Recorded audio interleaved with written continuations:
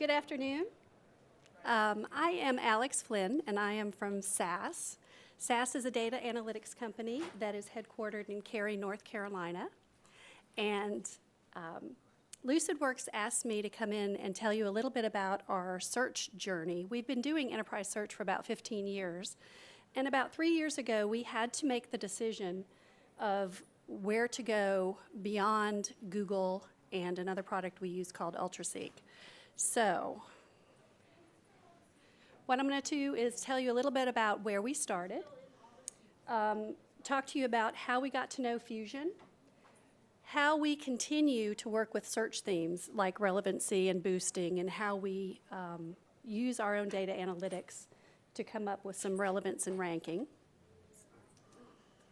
And then our future plans, and I'd like to summarize by telling you a little bit about why we did indeed choose Lucidworks.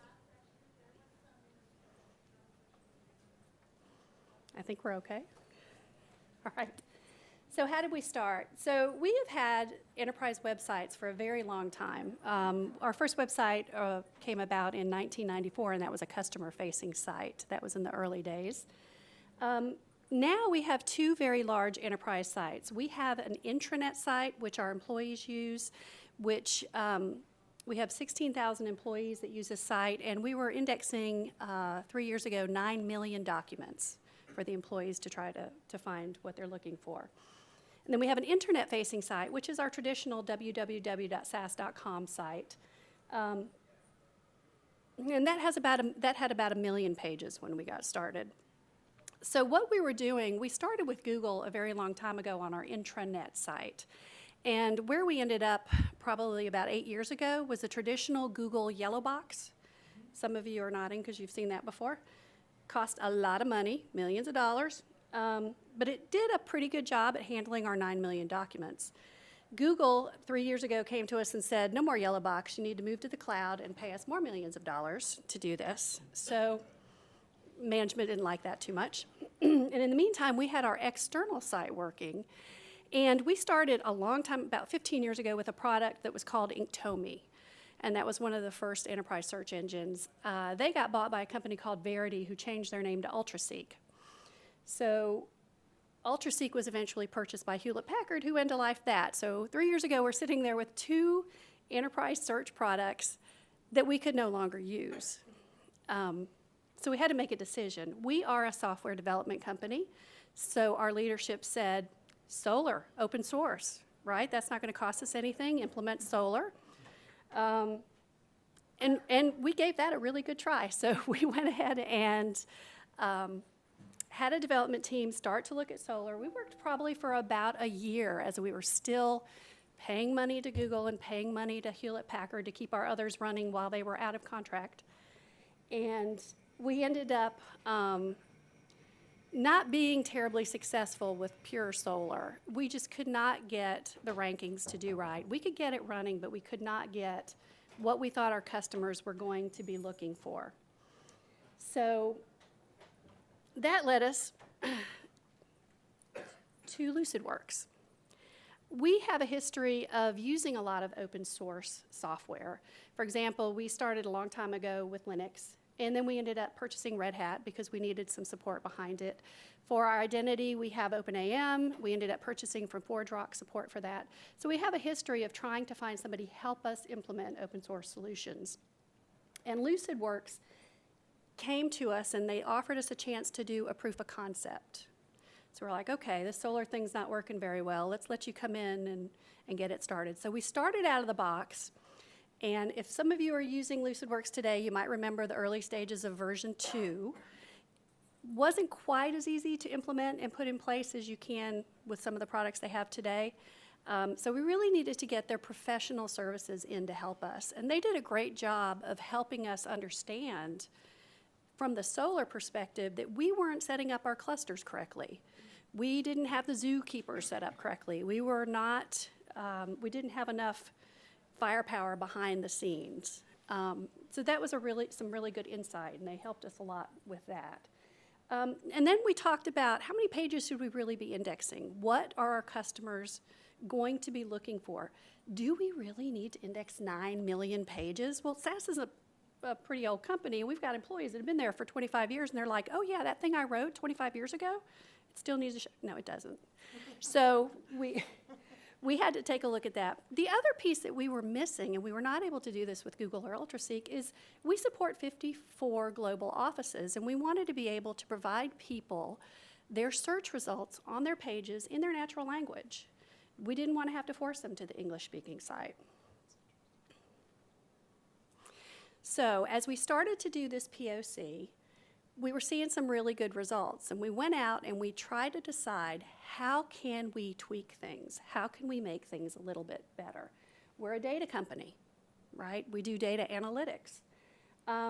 So we had lots of anecdotal, people open tickets to our support site going, yeah, I'm looking for this and I can't find it, or I'm looking for this terminology and I'm getting really bad results. So we had loads of those manual tickets to look at. But we also decided to check the logs. We went on both the web logs and the search result logs, and we tried to decide what terms are people looking for. Our external site, our SEO folks, have Google Analytics running on our external facing pages, so it was very easy to tell on our search results page, were people staying on the page they clicked? Were they going back? Were they finding? So we had gigabytes and gigabytes of data. We looked at abandon rates, we looked at what were people trying to find, and we inputted that into SAS. Again, this was a couple years ago. As Will was saying this morning in the keynote, there is AI and there is manual AI. So we were doing it very manually. That is something we'd like, I'll talk a little bit about it in the future, what we want to move forward doing. But we just manually inputted all this data into our analytics tools. So to show you a little bit about where we started, and I'm sorry this is so small in this room, this was our results page for about 10 years. If you look, we've got the nice little search box. Somebody's typed in Hadoop there. And then we have where we put our quick links or our suggested links, which we thought we were really smart to come up with, 10 years ago. We found out pretty quickly as people started to use Google more and more, they thought that was ad space. And so nobody clicked our suggested links. And then we had some really bad results. Again, we were crawling millions of documents, so we had things come up like an RSS feed or an outdated press release. So we were not able to give both our internal and external customers what they were looking for. So again, we started inputting all of this data, and this is SAS Visual Analytics. This is the way we manually did this starting out. And what we looked for specifically were the terms that people were trying to find. And again, here's another view of that data. One of the things we found out is, because we're search people, we know what people are looking for, right? No. We thought we knew what people were looking for, but for example, our employees, yeah, they look for things like HR and policies and things, but you know what they really want to know is when's the food rodeo coming and the food trucks on SAS. So we had some surprises, and we were able to make some suggested links based on that. Same thing with our customers. Some of the things we thought they were looking for, we found out pretty quickly were not there. So today, this is our search results page. It's much cleaner. We had some UX help. We had some people come in and test for us. We've got the search box here at the top, and if you can see this, we allow you to refine your results by the search collection. So for example, on our external site, we have forums, we have blogs, we have a support site, and pretty quickly we figured out that what marketing and sales want you to see when you come to our external site are those messages, right? So that's going to be your top results. But if you are an existing customer and you want to refine your results, you're now able to do that specifically within the collections and then drill down into what you want to do. We moved over to the right. The UX people convinced us that your eye naturally follows to the right on a page. So our search links are over there, and I'm happy to say people are clicking them now. So if you don't see what you're looking for in the top 1 or 2 results, you can now see them over on the right. So how did we get to this point? As I said, and this is going to be ongoing. If you are using a migration to a new search project, or if you're actually using Lucidworks right now, this is not something you stop. You're doing this on an ongoing basis. You take a look at the data. You take a look at what people are searching for. You look at your rankings, you look at your configurations, and I'll go into some specific examples in a moment. And you also take a good look at your content. And your content providers are a little skittish about getting rid of some of their content or paring it down. So you have to show them the data. Are people really looking at these pages? Are they not? So we started out, once we decided that Lucidworks was the product we were going to try, first we thought, yeah, we're just going to crawl that whole site and put this out there. This is going to work great. No, there was too much. We did not. It was way too much to take on initially.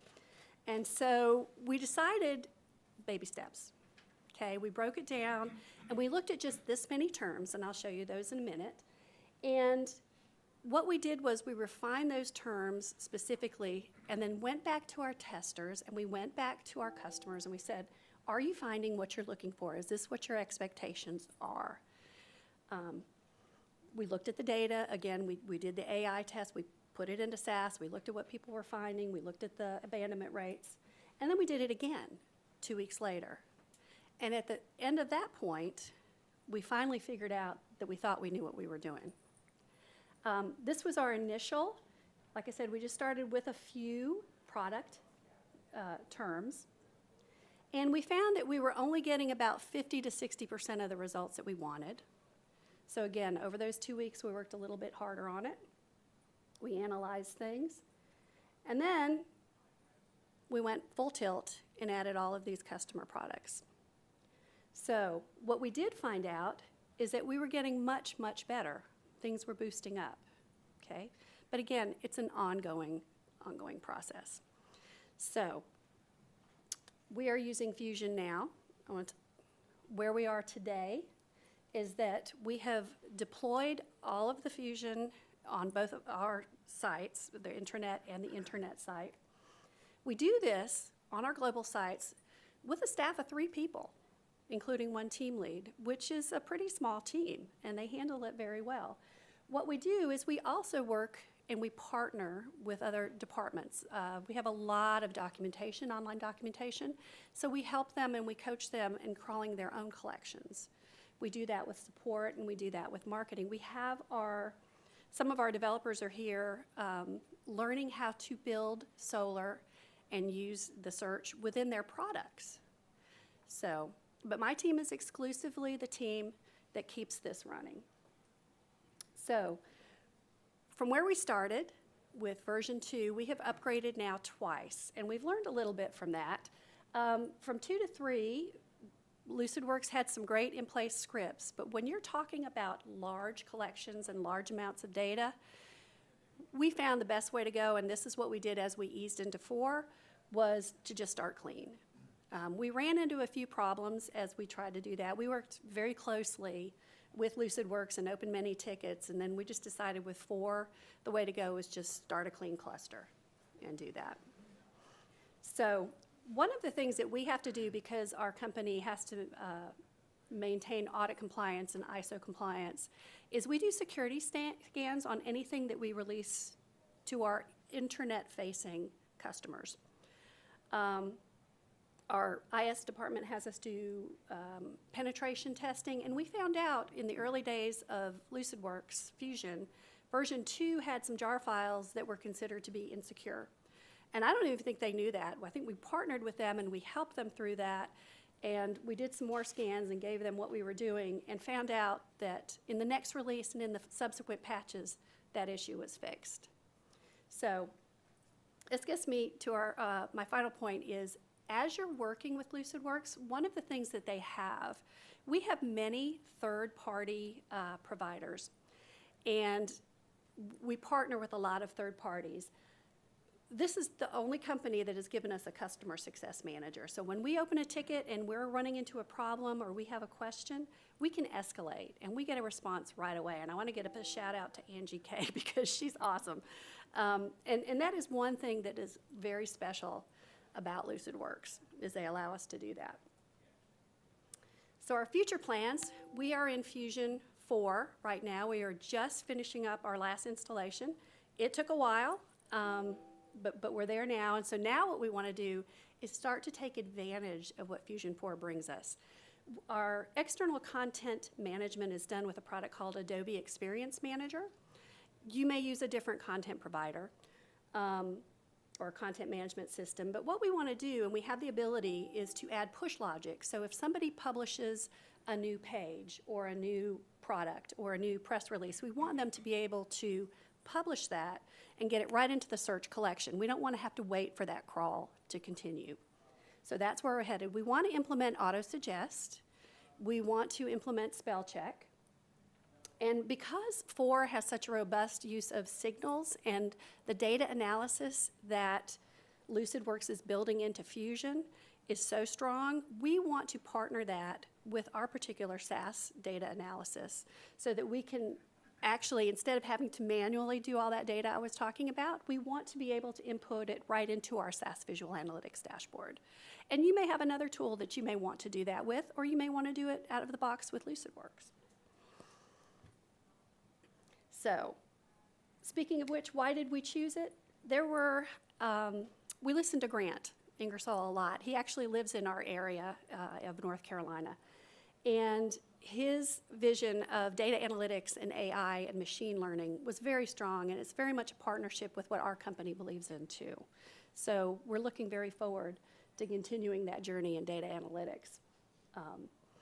We also are because we have a high availability environment, we have put our clusters across multiple data centers.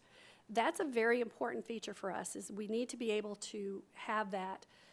Right now, they're in 2 data centers, the clusters, but we also want to do that globally. We want to get some clusters closer to our European and Asia Pacific offices and keep that going.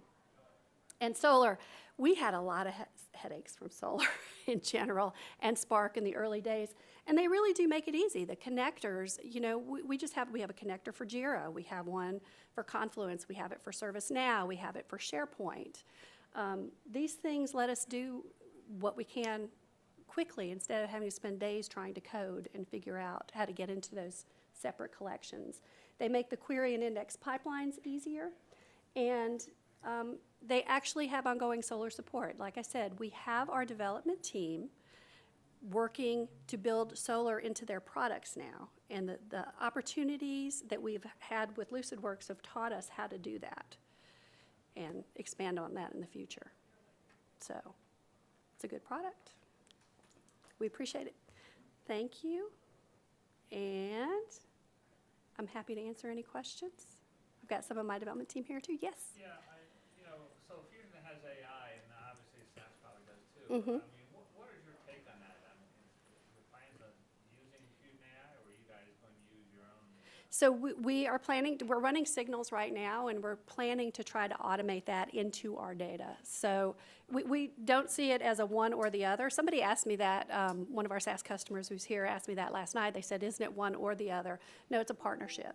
So if you do have other data analysis that you do, I think that you can marry Fusion into that and allow yourself to take some of that data and do it. We'd be happy to let you talk to some of our developers if you want to know more about that. Yeah, we've also gone through this transitioning too, and I was wondering, when was the peak of it? How big was your development team at the time you went through? We've never had more than 4 developers working full-time on this, and we're down to 3 now. Oh, wow. So, yeah. They're small teams. They're small teams. You know, we're a big company, but they only wanted to put this much in. And that's why it was so hard to use pure open source Solr, is we just, no matter the man hours we put into it, we just could not wrangle it. So, like I said, this front end makes it much easier. Okay? All right. We'll be around at lunch. I'm happy to talk to anybody afterwards. All right. Thank you.